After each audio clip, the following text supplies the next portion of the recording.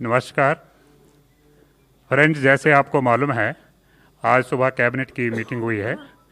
हमारे साथ हैं श्री रमेश पोखरियाल निशंक जी, एचआरडी मिनिस्टर, श्री प्रकाश जावड़ेकर जी, आई&बी minister, Shri Amit Khare ji and madam Anita Karwal ji, secretaries from the ministry of HRD.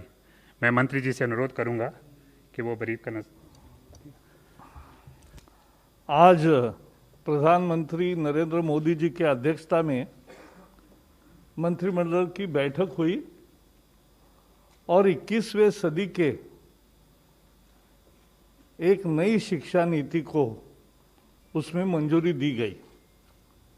यह बेहद महत्वपूर्ण है क्योंकि 34 साल से शिक्षा नीति में परिवर्तन नहीं हुआ था और इसलिए आज का ये जो परिवर्तन है और जो नई शिक्षा नीति है, मुझे विश्वास है कि पूरा समाज और सभी देशवासी इसका स्वागत करेंगे और दुनिया के शिक्षाविद भी इसको निश्चित रूप से सराहना करेंगे। So friends, as today we have Ramesh Pokhriyal ji also, but I'll request first Secretary, who will do first? Amit Khare ji, to his Secretary of Higher Education, so he'll do a presentation because बहुत सारे मुद्दे हैं और बहुत मुद्दों को ढंग से समझने के लिए एक अच्छा प्रेजेंटेशन है, सबको मिलेगा भी और प्रेस रिलीज भी डिटेल्ड है, वो भी मिलेगा।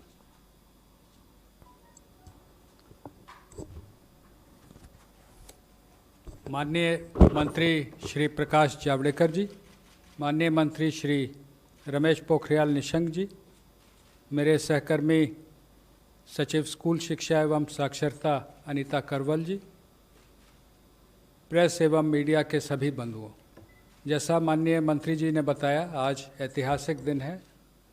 34 साल के बाद देश को एक नई शिक्षा नीति मिली है।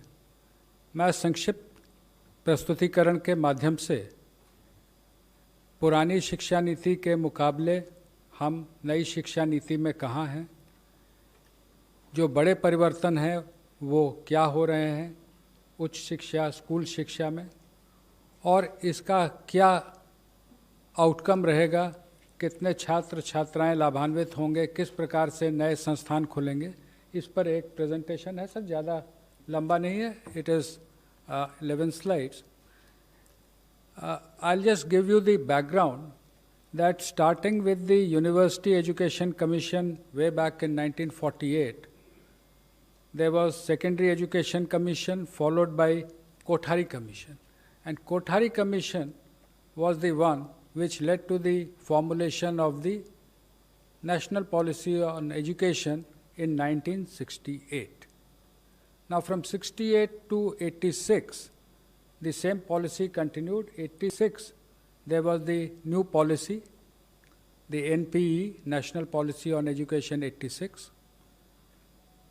उसका संशोधन बहुत सीमित रूप से 1992 में 1992 it was amended, but actually it is the 86 policy which had been continuing till date, that is for last 34 years. सरकार ने 2 समितियां बनाई, एक TSR सुब्रमण्यम की समिति जिसने मई 2016 में अपना प्रतिवेदन दिया था, और उसके बाद डॉक्टर के कस्तूरीरंगन जो प्रसिद्ध वैज्ञानिक हैं, इसरो में रह चुके हैं, चेयरमैन थे स्पेस कमीशन के, विभिन्न इंस्टीट्यूट्स के वो चांसलर हैं, बोर्ड ऑफ गवर्नर्स के डायरेक्टर हैं, शिक्षा से उनका जुड़ाव है, और शिक्षक और अन्य स्कूल शिक्षा, उच्च शिक्षा दोनों से जुड़े हुए जो बड़े वैज्ञानिक हैं या एकेडमिक हैं, उनकी कमेटी बनाएगी। कमेटी के डिटेल अंतिम स्लाइड में मैं दूंगा, कुछ जानकारी भी उसके बारे में आपको उपलब्ध कराऊंगा। नेक्स्ट। एक महत्वपूर्ण बात यह है कि सरकार के जो निर्देश हैं उसके आलोक में एक व्यापक कंसल्टेशन किया गया. It has been widely consulted. And just to give you an idea, through MyGov platform, we approached all the 2.5 lakh Gram Panchayats for their suggestions. Then when the draft committee report of Dr. Kasturi Rangan's draft National Education Policy was presented, we got it translated into 22 languages. Again, there were widespread consultations. There was education dialogue with honorable members of parliament. There was a special meeting of Central Advisory Board of Education on 21st of September last year. There was also a special meeting, Parliamentary Standing Committee on Human Resources had taken a special meeting on 7th of November. So there has been wide consultation not only with the governments, state governments, with central ministries, state governments, with the academia, but also the involvement of the common people. लोगों से राय ली गई कि आप अपनी शिक्षा नीति में क्या देखना चाहते हैं, और इस के आधार पे जो शिक्षा नीति और उसके बड़े रिफॉर्म्स हैं, उसमें उच्च शिक्षा में हम 2035 तक 50% GER ग्रॉस एनरोलमेंट रेशियो तक पहुंचेंगे, और उसके लिए होलिस्टिक एजुकेशन की नई व्यवस्था लाई जा रही है, जिसका सबसे बड़ा अंग है मल्टीपल एंट्री एंड एग्जिट. आज की व्यवस्था में यदि 4 साल इंजीनियरिंग पढ़ने के बाद या 6 सेमेस्टर पढ़ने के बाद किसी कारणवश मैं आगे नहीं पढ़ सकता हूँ, तो मेरे पास कोई उपाय नहीं है, मैं आउट ऑफ द सिस्टम हो जाता हूँ. Multiple entry and exit system में ये रहेगा कि 1 साल के बाद सर्टिफिकेट, 2 साल के बाद डिप्लोमा, 3 या 4 साल के बाद डिग्री, यानी और multiple entry through academic bank of credit. जो नीचे बुलेट है कि मेरे जो क्रेडिट फर्स्ट ईयर के हैं, सेकेंड ईयर के हैं, जैसे बैंक के सेविंग अकाउंट होते हैं, वैसे ही एकेडमिक क्रेडिट में डिजी लॉकर के माध्यम से हमारे वहाँ पर क्रेडिट रहेंगे. So that in the third year if I want to take a sabbatical for a year, or I want to take a break for any reason, family condition or otherwise for some time, and I return after a fixed period, within a fixed period of which will be prescribed by the new Higher Education Commission. If I come back to the education system, I will not be asked to repeat the first and second year. My credits are already there in the academic credit bank. I will utilize those credits for my further education. इसमें ये भी व्यवस्था रहेगी multiple entry और exit में कि जो लोग 4 साल का डिग्री प्रोग्राम करेंगे, जो आगे रिसर्च में जाना चाहते हैं उनके लिए अलग व्यवस्था 4 साल डिग्री प्रोग्राम, जो नौकरी में जाना चाहते हैं जैसे हम लोग यहाँ पर हैं तो हम लोग 3 साल के डिग्री प्रोग्राम यथावत पूर्व की भांति रहेंगे, लेकिन 4 year degree programme with 1 year MA and direct no MPhil, they can go to PhD. एक और व्यवस्था जो इसमें की गई है वो ये है कि ये सारे प्रोग्राम जो होंगे ये मल्टी डिसिप्लिनरी होंगे. आज की जो व्यवस्था है, जब मैंने शिक्षा ग्रहण की थी महोदय, कि फिज़िक्स ऑनर्स के साथ केमिस्ट्री, मैथमेटिक्स या जूलॉजी, बॉटनी लिया जा सकता है, उसके साथ फैशन डिज़ाइनिंग नहीं ली जा सकती थी. मल्टीपल डिसिप्लिनरी एजुकेशन की जो हम लोग बात कर रहे हैं उसमें मेजर और माइनर की व्यवस्था होगी. जो मेजर प्रोग्राम जो डिसिप्लिन का है उसके अलावा माइनर प्रोग्राम भी लिए जा सकते हैं. इसका फ़ायदा ये होगा, 2 फायदे इस पूरे सिस्टम के, कि आर्थिक या अन्य कारण से जो लोग ड्रॉप आउट हो जाते हैं वो वापस सिस्टम में आ सकते हैं बिना अपना समय गंवाए हुए. दूसरा कि जो अलग अलग विषयों में रुचि रखते हैं, बहुत से फिजिसिस्ट होते हैं जो कि म्यूज़िक में रुचि रखते हैं, लेकिन उसके लिए फॉर्मल उनको कोई व्यवस्था नहीं रहती है. नई व्यवस्था में मेजर और माइनर्स के माध्यम से ये व्यवस्था रहेगी कि व्यक्ति मल्टी डिसिप्लिनरी वेल राउंडेड अपने इंटरेस्ट के हिसाब से इंजीनियरिंग और म्यूज़िक अगर सीखना चाहता है, अगर वहाँ संस्थानों को मल्टी डिसिप्लिनरी बनाया जाएगा, यूनिवर्सिटीज़ को मल्टी डिसिप्लिनरी बनाया जाएगा, वहाँ वो शिक्षा ले सकता है. Next please.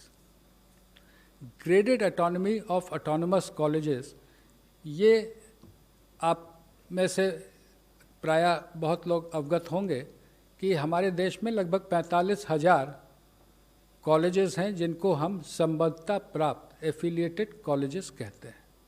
किसी किसी विश्वविद्यालय में तो इनकी संख्या 800 तक पहुंच गई, जिसके कारण न केवल गुणवत्ता में गिरावट आती है बल्कि विश्वविद्यालय परीक्षा केंद्र ही बने रहते हैं, लगातार वहाँ परीक्षा चलती रहती है। ग्रेडेड ऑटोनॉमी की व्यवस्था ये होगी कि उनके एक्रेडिटेशन स्टेटस के आधार पर A+, A, B, उनको अलग अलग एडमिनिस्ट्रेटिव और एकेडमिक ऑटोनॉमी और फाइनेंशियल ऑटोनॉमी कॉलेजेस को दी जाएगी। जो A+ हैं वो ज़्यादा ऑटोनॉमी पाएंगे, A वाले उससे कम, और B ग्रेड में जो रहेंगे उनको कहा जाएगा कि आप अपने आप में सुधार लाएं, तब आपको आगे इसमें व्यवस्था की जाएगी। नेशनल मिशन ऑन मेंटरिंग, जिसमें जो हमारी फैकल्टी है उसके उन्नयन और जो हमारे छात्र हैं उनको अच्छे मेंटर मिले, उनके एलुमनाई से, उनके टीचर से, इसकी व्यवस्था रहेगी। आज के दिन में as of today we have UGC, AICTE and National Council for Teacher Education. There will be single regulator for higher education. एक रेगुलेटर रहेगा जो कि सारे एजुकेशन, हायर एजुकेशन को एक ही रेगुलेटर देखेगा। उसमें अलग अलग एक्रेडिटेशन के लिए, अप्रूवल्स के लिए, फाइनेंसिंग के लिए अलग अलग वर्टिकल रहेंगे, लेकिन एक रेगुलेटर रहेगा। और वो regulator self disclosure based, online self disclosure based transparent system पे काम करेगा। हर चीज़ के लिए बार बार इंस्पेक्शन टीम बना के भेजने की जो वर्तमान व्यवस्था है, उसकी जगह सेल्फ डिस्क्लोजर बेस्ड व्यवस्था लाई जाएगी। As on date, we have different norms for deemed universities, for the central universities, for different individual standalone institutions. The new policy says that for reasons of quality, norms will be same and not as per the ownership. चाहे वो deemed university हो या केंद्रीय विश्वविद्यालय हो या राज्य विश्वविद्यालय हो, शिक्षा के जो स्टैंडर्ड्स होंगे वो सबके लिए कॉमन होंगे। फ़ी फिक्सेशन पर भी समिति ने जो रिकमेंडेशन की थी उसका विस्तृत उल्लेख पॉलिसी में किया गया है। ब्रॉड रेगुलेटरी फ्रेमवर्क के अधीन फ़ी पर कैप रखा जाएगा। पब्लिक और प्राइवेट दोनों और फिलैंथ्रोपिक पार्टनरशिप भी रहेंगी, लेकिन जैसे मैंने कहा फ़ी फिक्सेशन पर के लिए भी इस पॉलिसी में व्यवस्था की गई है। और जो शुरू से हमारा लक्ष्य रखा है कि GDP का 6% शिक्षा के क्षेत्र में व्यय होना चाहिए। अभी as on date it is around 4.43%, including the state government, centre and the state government. That we will work together, that is the central government, state governments will work together to achieve 6%. National research foundation, USA में national science foundation के बारे में आप में से बहुत लोगों ने सुना होगा, उसके बारे में पढ़ा होगा कि वहाँ के रिसर्च प्रोजेक्ट्स जो होते हैं वो फाउंडेशन NSF के माध्यम से स्पॉन्सर होते हैं। हमने उसको थोड़ा सा सरकार ने विस्तृत करके नेशनल रिसर्च फाउंडेशन, इसमें ना केवल साइंस बल्कि सोशल साइंस भी शामिल होगा। और ये नेशनल रिसर्च फाउंडेशन जो बड़े प्रोजेक्ट हैं उनकी फाइनेंसिंग करेगा। और इससे हम समझते हैं कि शिक्षा के साथ रिसर्च में जो हमको आगे आना है, जो रिसर्च, इनोवेशन, पेटेंटिंग, इसमें हम आगे बढ़ सकेंगे। शिक्षा के अंतर्राष्ट्रीयकरण के बारे में पॉलिसी ने विस्तार से चैप्टर 12 में उल्लेख किया है। और उल्लेख ये है कि हम अपने देश के शिक्षा को, कि उच्च शिक्षा को इस तरह का बनाएंगे कि बाहर के विद्यार्थी हमारे साथ आएँ और जो एक्सचेंज होते हैं वो देश के उच्च शिक्षण संस्थानों और विदेश के हाई रैंकिंग उच्च शिक्षण संस्थानों के बीच हों। स्टैंड अलोन जो हमारे इंस्टीट्यूशंस हैं उनको मल्टीडिसिप्लिनरी बनाने की ओर हम बढ़ेंगे। टेक्नोलॉजी का व्यापक उपयोग ड्राफ्ट पॉलिसी में भी उल्लेखित था। कोविड के कारण पूर्व से ही व्यापक उपयोग होने लगा है। पॉलिसी में लिखा है कि टेक्नोलॉजी का व्यापक उपयोग होगा विथ इक्विटी, यानी हम समावेशी रूप से टेक्नोलॉजी का उपयोग करेंगे, लेकिन इस प्रकार से करेंगे कि जो हमारे साथी पीछे हैं या जो आर्थिक कारणों से जिनके पास डिवाइस या कनेक्टिविटी में रुकावट है, तो हम उनको साथ लेते हुए आगे बढ़ेंगे। No child should be left behind. Technology will be used but every child will be taken on board. Indian knowledge system के बारे में जो विस्तार से चर्चा की गई है, लेकिन सभी भाषाओं पर ध्यान देते हुए जो हमारे इंस्टीट्यूट्स हैं,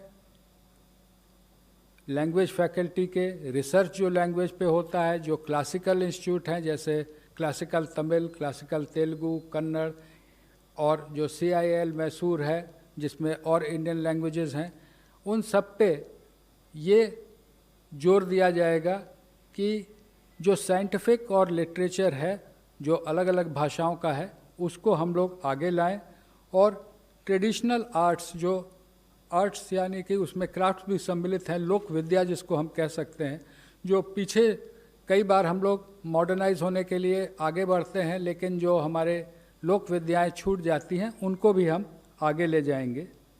और टेक्नोलॉजी का जैसे मैंने आपसे उल्लेख किया, यूज़ ऑफ टेक्नोलॉजी, इसमें 4 मुख्य हैं।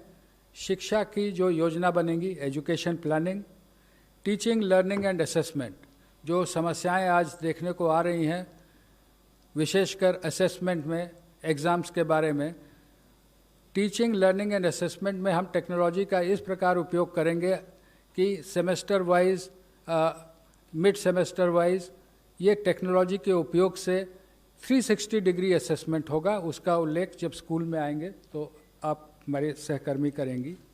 मैंने पहले भी कहा, access to the disadvantage groups, disadvantage could be economical, disadvantage could also be due to differently abled persons, उनके बारे में भी विशेष उल्लेख है कि दिव्यांगजनों के लिए टेक्निक का और टेक्नोलॉजी का उपयोग कर हम कैसे उनको शिक्षा में आगे बढ़ाएंगे। ई कंटेंट इन रीजनल लैंग्वेजेस, कई बार हमारा विशेषकर जो साइंटिफिक इंस्टीट्यूशंस में फोकस पूरी तरह से इंग्लिश पे हो जाता है या कहीं कहीं पे हिंदी पे रहता है, लेकिन जो ई कोर्सेज रहेंगे वो कम से कम 8 भाषाओं में, ये मंत्री जी ने बीच में ही निर्णय लिया है कि देश की जो प्रमुख 8 भाषाएं हैं, तमिल, तेलुगु, कन्नड़, मलयालम, इधर गुजराती, मराठी और ओडिया, बंगाली, तो इनमें हम ई कोर्सेज डेवलप करेंगे, केवल इंग्लिश हिंदी में नहीं बल्कि रीजनल लैंग्वेजेस में भी ई कोर्स रहेंगे। वर्चुअल लैब्स पर कार्य IIT मद्रास ने शुरू कर दिया है। बहुत से कॉलेजेस में लैब्स नहीं रहते हैं या स्कूल में लैब की वैसी व्यवस्था नहीं रहती है। आजकल सिमुलेटर टाइप के लैब नई टेक्नोलॉजी में आ गए हैं, उनको ला करके लैब का actual field hand on experience हम वर्चुअल लैब से कराएंगे। इसके लिए एक नेशनल टेक्नोलॉजी फोरम, कोई अलग से ये ब्यूरोक्रेसी बढ़ाने का नहीं है, लेकिन private sector, government sector, educationist, technologist, इन सबको एक जगह लाने की ये व्यवस्था होगी। मैं इसके साथ ही अनुरोध करूंगा, स्कूल एजुकेशन के प्रमुख जो रिफॉर्म्स हैं उस पर सचिव स्कूल शिक्षा बताएंगे। माननीय मंत्री जी श्री जावड़ेकर जी, माननीय मंत्री श्री निशंक जी, सचिव उच्च शिक्षा श्री खरे जी, PIB से कुलदीप जी और प्रेस के मित्रों, जैसा कि सर ने कहा मैं यहीं से शुरू करती हूँ। ये जो पूरी जो हमारी पॉलिसी आज आई है बाहर, उसमें 27 मेजर हेडिंग्स हैं। सर टेक्नोलॉजी से 27 जो मेजर हेडिंग्स हैं उसमें 10 हेडिंग्स सिर्फ स्कूली शिक्षा के लिए हैं, 10 हेडिंग्स सिर्फ उच्च शिक्षा के लिए हैं, लेकिन 7 हेडिंग्स ऐसे हैं जो कॉमन हैं, और वो जो कॉमन है उसमें ये टेक्नोलॉजी और ऑनलाइन एजुकेशन भी है। तो जैसा कि सर कह रहे थे कि ऑनलाइन एजुकेशन और टेक्नोलॉजी, जो आप ऊपर जो 4 बुलेट देख रहे हैं, टेक्नोलॉजी का जो यूज़ है एजुकेशनल टेक्नोलॉजी का, वो ऑनलाइन एजुकेशन मतलब सेकंड बुलेट है, टीचिंग लर्निंग एंड असेसमेंट के लिए तो यूज़ होगा ही, लेकिन एजुकेशनल टेक्नोलॉजी जो बाकी एरियाज़ हैं उसके लिए भी यूज़ करने के लिए काफ़ी डिटेलिंग है उसमें। अब हम स्कूल के रिफॉर्म्स की तरफ आएँ तो इसमें काफ़ी पाथ ब्रेकिंग रिफॉर्म्स हैं जो कि इनफैक्ट पहली बार किसी भी एजुकेशन पॉलिसी में आई है। सबसे पहली चीज़ तो 1986 में जैसा कि ICDS स्कीम का इंट्रोड्यूस किया गया था, लेकिन इस बार जो है वो early childhood care and education के लिए एक पूरा करिकुलम बनाने की बात है। करिकुलम के अलावा यूनिवर्सलाइजेशन जो सस्टेनेबल डेवलपमेंट गोल्स में भी जो लिखा हुआ है, तो इस शिक्षा को जो पूर्व प्राथमिक शिक्षा होती है उसकी यूनिवर्सलाइजेशन की बात की गई है। इसका जो करिकुलम है वो NCERT के द्वारा डेवलप होगा और 3 से 6 वर्ष के जो बच्चे हैं जो आंगनवाड़ी में भी पढ़ते हैं, कुछ बच्चे प्री स्कूल में भी पढ़ते हैं, उन दोनों सिस्टम्स को कंटिन्यू करके वहाँ पे एक play based, activity based, flexible, multifaceted जो करिकुलम होता है वो लागू किया जाएगा, जिसके लिए ट्रेनिंग की जाएगी। दूसरा जो एक बहुत बड़ा इसमें निर्णय है वो है कि जो बुनियादी शिक्षा होती है, जो बच्चे 6 से 9 वर्ष के होते हैं, जो कक्षा 1 से 3 में पढ़ते हैं, उनके लिए बेसिक लिटरेसी यानी कि साक्षरता, बेसिक न्यूमरेसी जो संख्या ज्ञान होता है, इन दोनों चीज़ों के ऊपर फोकस करते हुए एक नेशनल मिशन सेटअप किया जाएगा जो सिर्फ इस चीज़ के ऊपर फोकस करेगी और पूरे देश के बच्चों की ट्रैकिंग करके वो बच्चे कक्षा 3 तक फाउंडेशनल लिटरेसी और न्यूमरेसी को अचीव कर लें, ये उसका ऑब्जेक्टिव रहेगा। जो तीसरा बड़ा इसमें रिफॉर्म है वो है जो पाठ्यक्रम का और पढ़ाने के तरीके का जो स्ट्रक्चर है उसमें चेंज है। आप सब जानते हैं कि अभी 10+2 स्ट्रक्चर है, जिसमें जो पहले 10 वर्ष हैं उनका एक तरह से फेज वाइज करिकुलम होता है, फिर सडनली जब आप सेकेंडरी में जाते हैं, +2 में जाते हैं, तो सब्जेक्ट जो है स्पेशलाइजेशन होने लगती है।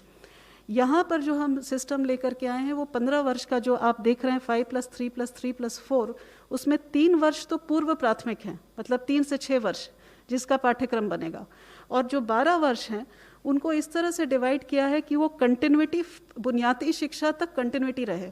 मतलब 3 से 6 वर्ष का बच्चा जो है 8 वर्ष तक एक ही पाठ्यक्रम, एक ही तरीके से पढ़ाई करे, play method, discovery method, activity based, experiential learning, ताकि वो फाउंडेशनल लिटरेसी और न्यूमरेसी अचीव कर सके।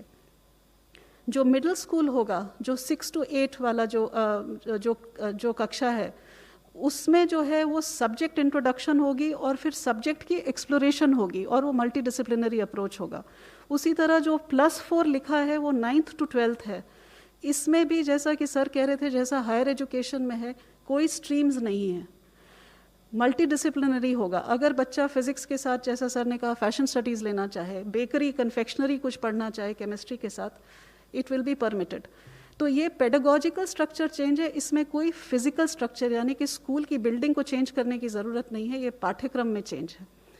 जो करिकुलम है इसमें खास करके भारण दिया गया है कि साइंटिफिक टेम्पर बच्चे का बचपन से 3 साल की उम्र से लेकर 18 साल तक, और उसी तरह मैथमेटिकल थिंकिंग। इनफैक्ट पॉलिसी में रिकमेंडेशन है कि कक्षा 6 से बच्चे को कोडिंग सिखाई जाएगी, क्योंकि कोडिंग से मैथमेटिकल और कॉम्पिटिशनल थिंकिंग की शुरुआत होती है। तो 21st सेंचुरी स्किल्स भी उसके साथ समावेश किए जाएंगे। जो 5वां बुलेट है, जो अभी जो रिजिड सेपरेशन है कि ये एक्स्ट्रा करिकुलर एक्टिविटी है अगर आप स्पोर्ट्स में चले गए, ये को करिकुलर एक्टिविटी अगर आपने डिबेटिंग कर ली, आप म्यूज़िक सीखना चाहते हैं तो वो एक्स्ट्रा है, या वोकेशनल सीखना चाहते हैं तो वो नॉन अकेडमिक है। वो सारा जो सेपरेशन है वो हट जाएगा, सारे सब्जेक्ट्स पढ़ाए जाएंगे, music, arts, sports, vocational, academics, everything will be on the same level. Gifted children जो होते हैं, जो टैलेंटेड होते हैं, उनको आइडेंटिफाई करना बहुत ज़रूरी होता है। ये इंक्लूजन के लिए बहुत ज़रूरी है। सर ने इंक्लूजन की जो बात की, यहाँ पे 2 तरह का इंक्लूजन है। जो बच्चे PWD, पर्सन्स विद डिसेबिलिटीज़ हैं, 21 टाइप्स ऑफ डिसेबिलिटी, उनका इंक्लूजन के लिए स्पेसिफिक इसमें रिकमेंडेशंस हैं।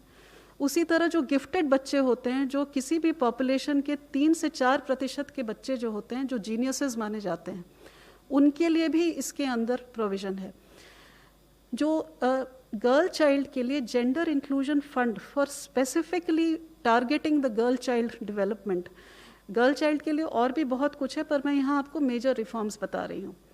जो कस्तूरबा गांधी बालिका विकास विद्यालय हैं, वो अभी कक्षा 8, कहीं कहीं कक्षा 10 तक है, उनको कक्षा 12 तक हर एक जगह ले जाया जाएगा। जो मेन चीज़ है, जो आप सेकंड लास्ट बुलेट देख रहे हैं, कि जो करिकुलम है हमारा वो इतना हैवी है कि बच्चे जो है life skills, scientific temper, problem solving, critical thinking, उसके लिए उनके पास टाइम ही नहीं है।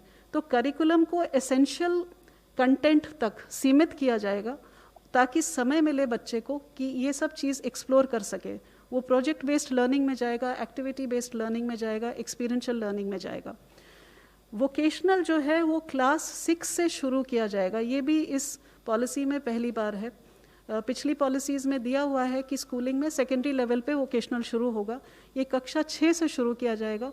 इसमें इंटर्नशिप्स भी हम पॉलिसी में लेके आए हैं कि बच्चा जो लोकल क्राफ्ट्स पर्सन है या ट्रेड पर्सन है, वहाँ जा कर के बैगलेस डे करके 10 दिन की इंटर्नशिप साथ में उनके साथ बैठ के करे, चाहे वो लॉन्ड्री चलाता हो, कारपेंटर हो, इलेक्ट्रिशियन हो, उसके वहाँ जाके अटैचमेंट करके बच्चा समझे कि लोकल क्राफ्ट्स ट्रेड्स क्या हैं।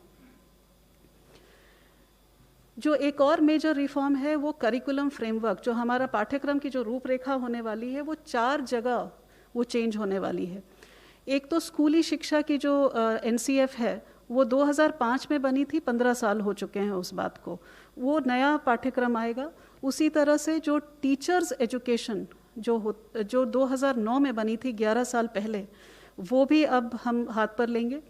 जो अर्ली चाइल्डहुड एजुकेशन की मैंने आपसे जो बात करी कि वो भी जो है अब की बार पहली बार इस तरह से बनेगा कि 0 से 3 वर्ष का सब फ्रेमवर्क बनेगा, जिसमें पेरेंट्स को बताया जाएगा कि आप घर पे क्या कर सकते हैं, और 3 से 6 वर्ष का आंगनवाड़ी के अंदर या प्री स्कूल में अगर बच्चा है तो उसके लिए बताया जाएगा। बोर्ड एग्ज़ाम, इसके ऊपर काफ़ी विस्तृत में पॉलिसी में लिखा हुआ है। बोर्ड एग्ज़ाम जो है उसका महत्व जो है उसको कम करने के लिए बहुत सारे तरीके बताए गए हैं। फर्स्ट ऑफ ऑल ये कहा गया है कि मॉड्यूलर एग्ज़ाम्स हो सकते हैं, साल में 1 बार होना ज़रूरी नहीं है, 2 बार हो सकते हैं। बोर्ड एग्ज़ाम्स के लिए हर सब्जेक्ट को, मैथमेटिक्स से शुरू करते हुए हर सब्जेक्ट को 2 लेवल पे ऑफ़र किया जा सकता है। और तीसरा ये भी कहा गया है कि बोर्ड एग्ज़ाम को 2 भाग में बांटा जाए, ऑब्जेक्टिव एंड डिस्क्रिप्टिव। इस तरह से काफ़ी सारे इसके अंदर पॉलिसी में चीज़ें लाई गई हैं बोर्ड एग्ज़ाम्स के लिए। और ये भी कहा गया है कि बोर्ड एग्ज़ाम सिर्फ नॉलेज के एप्लीकेशन को टेस्ट करे, रोट लर्निंग को नहीं, जो आप रट करके जाते हैं उसको नहीं, लेकिन वहाँ जा कर के जो रोज़मर्रा की ज़िंदगी में आपके नॉलेज को अप्लाई करने की बात है उसको टेस्ट किया जाए। जो शिक्षा का माध्यम है उसमें ये लिखा है कि जहाँ तक पॉसिबिलिटी हो वहाँ तक 5वीं कक्षा तक मातृभाषा या नहीं तो क्षेत्रीय भाषा हो या घर की जो भाषा बोली जाती है उसमें पढ़ाया जाए, और हो सके तो 8वीं तक पढ़ाया जाए और उसके आगे भी पढ़ाया जाए जहाँ पॉसिबल हो। एक बड़ी इंटरेस्टिंग चीज़ इसमें लेके आए हैं कि जो बच्चे का जो आप रिपोर्ट कार्ड होता है, आप सबके बच्चों का रिपोर्ट कार्ड आता होगा, वो 2 पेज का होता है। एक साइड सब्जेक्ट लिखे होते हैं और उसमें कुछ मार्क्स और लाल रंग की लाइन वाइन कहीं डाल दी जाती है, और दूसरी साइड लिखा जाता है कि बच्चा क्लास में बात नहीं करता, बस इतने सा रिपोर्ट कार्ड होता है। ये एक होलिस्टिक रिपोर्ट कार्ड की बात हो रही है। इसमें 3 तरह के मूल्यांकन होंगे। एक तो खुद बच्चा अपना मूल्यांकन करेगा, दूसरा सहपाठी जो उसके हैं वो उसका मूल्यांकन करेंगे, और तीसरा उसके शिक्षक उसका मूल्यांकन करेंगे। और ये जो रिपोर्ट कार्ड है इसमें हर साल इस बच्चे को कौन सी लाइफ स्किल इस बच्चे में समावेश होनी चाहिए वो लिखा होगा, पेरेंट्स के साथ चर्चा होगी, और वो हर लाइफ स्किल के ऊपर चर्चा करता हुआ रिपोर्ट कार्ड बनेगा, जो हम लोग आर्टिफिशियल इंटेलिजेंस पे बेस करके जब बच्चा 12वीं कक्षा में निकलेगा तो उसके पास अपने पिछले 15 साल का पूरा एक, जिसको कहते हैं कच्चा चिट्ठा होगा, जिसमें लिखा होगा कि वो कौन कौन सी स्किल्स उसने इम्बाइब करी हैं। हर एक बच्चे का, चूंकि हम बुनियादी शिक्षा के ऊपर बहुत जोर देने वाले हैं, तो ऐसे हर एक बच्चे का लर्निंग आउटकम्स हमको ट्रैक करना पड़ेगा कि उस बच्चे ने बुनियादी शिक्षा, लिटरेसी और न्यूमरेसी उसको अचीव की है या नहीं, तो वो उसकी बात की गई है। एक नेशनल असेसमेंट सेंटर जिसका नाम परख रखा गया है। परख stands for performance analysis, review performance assessment, review and analysis of knowledge for holistic development. बच्चे को परखने के लिए क्या करना चाहिए। ये जो सेंटर है, जो हमारे देश में करीब अभी 60 रिकग्नाइज्ड स्कूल बोर्ड्स हैं, उनके लिए स्टैंडर्ड्स, नॉर्म्स, गाइडेंस ये पहली बार हो रहा है। ये किसी शिक्षा नीति में पहले कभी नहीं आया है। ये गाइडलाइंस देंगे ताकि जो हर एक स्कूल बोर्ड है, एक बेंचमार्क जो सेट किया जा रहा है वहाँ तक पहुँच सके। एनटीए जो है नेशनल टेस्टिंग एजेंसी, वो हर एक यूनिवर्सिटी और कॉलेज को ऑफर करेगी एक एंट्रेंस एग्जामिनेशन, ताकि जो बच्चे हैं एक कॉमन एग्जामिनेशन से कॉलेज और यूनिवर्सिटी में एडमिशन ले सकें। ये मैंडेटरी नहीं है, ये ऑफर होगा एनटीए की तरफ से। टीचर्स के लिए एक नेशनल प्रोफेशनल स्टैंडर्ड तैयार किया जाएगा, जिससे टीचर की रोल एक्सपेक्टेशन क्या है और टीचर को किस बेंचमार्क पे पहुंचना है, उसके बारे में एक स्टैंडर्ड तैयार किया जाएगा। ये एनसीईआरटी और एनसीटीई मिलकर तैयार करेंगे और ये पूरे देश में लागू होगा। बुक्स की प्रमोशन के लिए ये पढ़ना कितना ज़रूरी है, इसके ऊपर हम लोग बहुत ज़ोर दे रहे हैं, क्योंकि बच्चा अगर पढ़ नहीं पाता है तीसरी कक्षा तक, तो वो आगे उसका पढ़ाई जो है उसकी बहुत सीमित हो जाती है। तो books, reading and promotion policy, उसी तरह डिजिटल लाइब्रेरीज़ के ऊपर ज़ोर रहेगा। सर ने जैसा बताया, स्कूल्स में भी एक ट्रांसपेरेंट ऑनलाइन सिस्टम होगा सेल्फ डिस्क्लोजर का स्कूलों का, for public oversight and accountability. अब इसके आउटकम्स क्या होंगे? पहली चीज़ तो मैंने जैसे कि कहा कि पूर्व प्राथमिक शिक्षा से लेकर के सेकेंडरी स्कूलिंग का यूनिवर्सलाइजेशन 2030 तक करने की बात है, क्योंकि सस्टेनेबल डेवलपमेंट गोल से ये पॉलिसी अलाइंड है। दूसरी चीज़ की जो बुनियादी शिक्षा है, हर बच्चा जो कक्षा 3 में पहुंचेगा उसकी बुनियादी शिक्षा अचीवमेंट हो, वो 2025 मतलब 6 साल के अंदर करने की बात है। 100% GER सेकेंडरी लेवल की 2030 तक। जो हमारे बच्चे आउट ऑफ स्कूल हैं, वो हर एक बच्चे को हमें वापस लाना है। जो टीचर्स हैं उनको जो अब नए तरीके से असेसमेंट होने वाला है, मूल्यांकन का तरीका बदलने वाला है, उसके लिए उनकी तैयारी 2023 तक करके उसको हमें लागू कर देना है। जो इंक्लूजन के लिए सर ने ऑलरेडी बात कर ली है कि हमको सारे बच्चों को, हर तरह के बच्चों को, किसी भी बैकग्राउंड से हो, किसी कम्युनिटी से हो, किसी कास्ट से हो, किसी रिमोट एरिया से हो, हर तरीके के बच्चों को समावेश करने के लिए स्पेशल पॉलिसी एस्पेक्ट्स हैं, वो 2030 तक सब पूरे किए जाएंगे। बोर्ड एग्ज़ाम्स का मैंने आपको बता ही दिया है। हर बच्चे का इसमें ये लिखा है कि जब वो स्कूल से निकलेगा तो एक स्किल, एक वोकेशनल स्किल उसको वो हासिल करके निकलेगा। ये भी इसमें पॉलिसी में लिखा है। और जो कॉमन जो स्टैंडर्ड्स बन रहे हैं जो सेल्फ डिस्क्लोजर के, वो पब्लिक स्कूल्स और प्राइवेट स्कूल्स के लिए कॉमन रहेंगे, दोनों को एक ही स्टैंडर्ड में पहुंचने का है। तो ये स्कूल का इतना ही था। अभी सर आपको इसके बारे में बताएंगे। धन्यवाद Anita ji. We have presented before you in span of say half an hour the major highlights of the policy. We would again state that it is aimed at bringing transformational change, not incremental change, but transformational change in both higher education sector and the school education. The new system in school will be 5+3+3+4 in place of 10+2. In higher education, there will be multiple entry and exit system, introduction of 4-year courses, common regulatory system by a common regulator, single regulator, National Research Foundation, these are the important highlights of the new policy.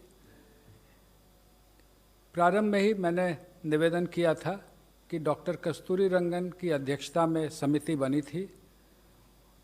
इस अवसर पर मंत्रालय, sir आपकी अनुमति से मंत्रालय की ओर से उनका और सभी मेंबर्स का मैं आभार व्यक्त करना चाहूँगा और एक जानकारी अपने मीडिया बंधुओं को देना चाहूँगा कि डॉक्टर कस्तूरी रंगन से मेरी बात हुई है और उन्होंने कहा है कि अगर मीडिया के कोई बंधु उनसे, इसीलिए उनके कॉन्टैक्ट डिटेल दिए गए हैं।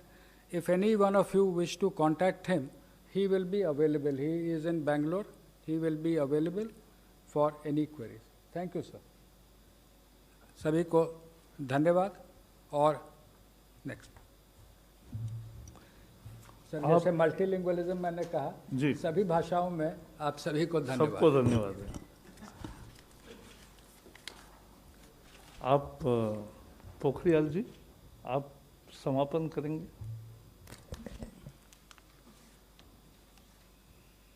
आदरणीय जावड़ेकर जी, अधिकारी वर्ग और मित्रों, आज हिंदुस्तान के इतिहास में एक ऐसा अवसर आया है जब इस देश के यशस्वी प्रधानमंत्री नरेंद्र मोदी जी के अध्यक्षता में इस देश की ऐसी शिक्षा नीति जो 1986 के बाद जो स्कूली शिक्षा और उच्च शिक्षा में उसकी परिवर्तनकारी सुधारों के लिए एक महत्वपूर्ण रास्ता प्रशस्त करेगा, और जो हमारे देश के प्रधानमंत्री ने एक नए भारत के निर्माण की बात की है, जो स्वच्छ भारत होगा, स्वस्थ भारत होगा, सशक्त भारत होगा, समृद्ध भारत होगा, श्रेष्ठ भारत होगा, एक भारत होगा। उस नए भारत के निर्माण में ये नई शिक्षा नीति 2020 मील का पत्थर साबित होगी। जैसे कि हमारे सचिव स्कूली शिक्षा और सचिव उच्च शिक्षा ने विस्तार पूर्वक सभी बातों को सूत्र रूप में रखा है, और हमारे बड़े भाई आदरणीय जावड़ेकर जी जो इस मंत्रालय में और इस शिक्षा नीति से तब से लेकर लगातार जुड़े रहे हैं, जिनके समय में, जिनके मार्गदर्शन में ये काफ़ी आगे बढ़ी। और मैं ये समझता हूँ कि पूरी दुनिया में शायद इससे बड़ा परामर्श, विचार विमर्श कभी नहीं हुआ होगा। इतना बड़ा नवाचार ये दुनिया के लिए एक उदाहरण है, जब किसी नीति पर देश के कोने कोने से, अभिभावकों से, छात्रों से, अध्यापकों से, विशेषज्ञों से, शिक्षाविदों से, राजनीतिज्ञों से, जनप्रतिनिधियों से, और यहाँ तक कि 1,25,000 ग्राम समितियों से विचार विमर्श किया गया हो, जहाँ सभी सरकारों के साथ भी परामर्श किया गया हो, शिक्षा मंत्रियों से, देश के शिक्षा मंत्रियों से समय समय पर लगातार विचार विमर्श किया गया हो, देश के सभी राज्यों के शिक्षा विभागों के साथ परामर्श किया गया हो, जनप्रतिनिधियों के साथ लगातार बात की गई हो, और राज्यसभा और लोकसभा के सांसदों के साथ प्रदेश वाइज लगातार सुबह से शाम तक इन नीतियों पर, इनके एक एक विषय पर परामर्श और चर्चा की गई हो। संभवतः देश के इतिहास में ये पहली बार ऐसा हो रहा होगा। और इन लंबे रास्तों से होकर के, गुजर करके, क्योंकि ये देश की शिक्षा नीति बन रही है, शिक्षा किसी भी व्यक्ति, परिवार, समाज और राष्ट्र की आधारशिला होती है, और इसलिए व्यापक परामर्श और सब लोगों की चर्चाओं के बाद, और जब हमने इसको पब्लिक डोमेन में डाला था उसके बाद भी 2,25,000 के करीब सुझाव आए। उन सुझावों में भी हमने उच्च शिक्षा और स्कूली शिक्षा 2 अलग सचिवालय बनाए, 15-15, 20-20 टीमें विशेषज्ञों की बनाई, व्यापक उनका विश्लेषण किया, और उस सब के बाद इसको एक शिक्षा नीति के इस निचोड़ पर ला करके आज माननीय प्रधानमंत्री जी की अध्यक्षता में हुई जो कैबिनेट है, उसने इस पर अपनी अंतिम सहमति दी है। मैं मानव संसाधन विकास मंत्रालय, जो अब शिक्षा मंत्रालय के नाम से जाना जाएगा, उस मंत्रालय की ओर से मैं अपने देश के यशस्वी प्रधानमंत्री जी का आभार प्रकट करना चाहता हूँ, पूरी कैबिनेट का आभार प्रकट करना चाहता हूँ, और मैं देश के लगभग 1,000 से भी अधिक विश्वविद्यालय, 45,000 से भी अधिक डिग्री कॉलेज, 15 लाख से भी अधिक स्कूल, 1,09,00,000 से भी अधिक अध्यापक, और कुल अमेरिका की जितनी आबादी नहीं है उससे भी अधिक 33 करोड़ से भी अधिक छात्र और छात्राओं को आज के इस ऐतिहासिक दिन पर बधाई देना चाहता हूँ, शुभकामना देना चाहता हूँ। मुझे भरोसा है कि जो ये हमारी शिक्षा नीति है, ज्ञान, विज्ञान, अनुसंधान, नवाचार, प्रौद्योगिकी से युक्त, संस्कार क्षम, मूल्य परक, हर क्षेत्र में हर परिस्थिति का मुकाबला करने वाली, पूरी दुनिया के लिए भारत में ज्ञान की महाशक्ति के रूप में उभर करके आएगी। जब पूरी दुनिया का सबसे बड़ा गंतव्य, शिक्षा का गंतव्य हिंदुस्तान होगा। मैं एक बार फिर आप सबको भी शुभकामना देना चाहता हूं। और आज तो ये नीति में मुख्य क्या क्या बिंदु हैं, इन बिंदुओं की चर्चा की, लेकिन कभी भी आपको चर्चा करनी हो तो मैं समझता हूं कि उसके लिए हमेशा चर्चा के लिए समय है। और इस पे इतनी व्यापक चर्चा हुई है, लेकिन इस नीति को नीचे तक ले जाने के लिए आपकी भी सहयोग की हमको ज़रूरत पड़ेगी। एक बार प्रकाश भाई को भी मैं बहुत धन्यवाद देना चाहता हूँ। बहुत बहुत धन्यवाद। आज today this is a historic decision which has been explained by both the secretaries and the minister concerned, and I think we are giving along with it a detailed note in which all the features of new education policy are mentioned. And therefore today I have a request, क्योंकि अगर सवाल पूछने को एक बार शुरू करेंगे तो हर एक को सवाल है, क्योंकि शिक्षा हर घर का विषय है, आपका भी है, और इसलिए हम एक भी प्रश्न अनुत्तरित नहीं रखना चाहते। लेकिन वो आज सब न करते हुए कल से, हाँ, यानी बाद में मंत्री जी मिलेंगे, और क्योंकि आपको भी डाइजेस्ट करना है। और देखो, आज अगर आप सारा रिपोर्ट, सारा प्रेजेंटेशन और सभी प्रेस रिलीज सब दोगे तो पेपर में दूसरा और प्रश्नोत्तर, तो दूसरा कुछ छापने को जगह नहीं रहेगी। तो ऐसा मत करो। और इसलिए so we'll take questions afterwards, not today. That's a special request. Thank you. Thank you very much, sir. Thank you, sir.